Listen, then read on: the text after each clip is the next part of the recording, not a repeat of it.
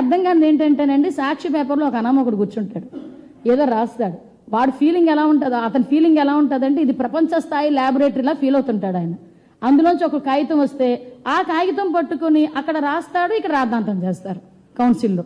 ఆడేదో రాస్తే అది పట్టుకొని వచ్చి చూపిస్తారేంటండి, నాకు అర్థం కాదు.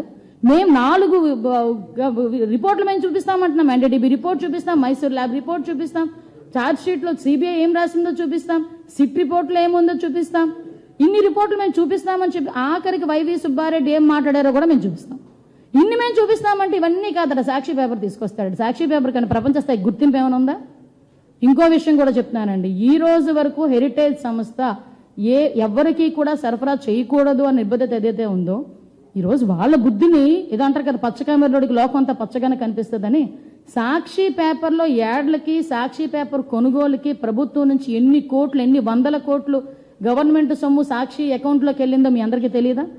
దగ్గర యాడ్లు అదేవిధంగా సాక్షి పేపర్ కొనుగోలుకి దగ్గర 600 కోట్ల రూపాయలని కూడా రెండింటికి కలిపి ప్రజాధనాన్ని తీసుకెళ్లి సాక్షి అకౌంట్లో వేసుకోలేదా? మేము అలా అనుకుంటున్నారా? మీలాంటి దుర్బుద్ధి మాకు ఎక్కడా లేదే. భారతీయ సిమెంట్స్కి సంబంధించి, సిమెంట్లకు సంబంధించి కొనుగోలు వ్యవహారాలు ఎక్కడికి తెలియదు అనుకుంటున్నారా?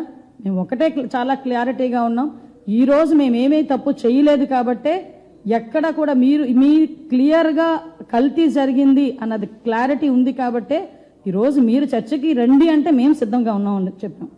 మీ చర్చకి రమ్మని చెప్పింది కూడా మీరే, దానికి మేము సిద్ధంగా ఉన్నామని చెప్తే మళ్ళీ పారిపోతారేంటి? ఇప్పుడు గుర్తొచ్చిందా బడ్జెట్, కమింగ్ 2 days బడ్జెట్ గురించి మాట్లాడాలని? మరి 4 రోజుల బడ్జెట్ సమయాన్ని ఎందుకు మీరు వేస్ట్ చేశారు? ఈ విషయాలన్నిటి మీద కూడా గౌరవ ప్రతిపక్ష సభ్యులు సమాధానాలు చెప్పాల్సిన అవసరం ఉంటుంది.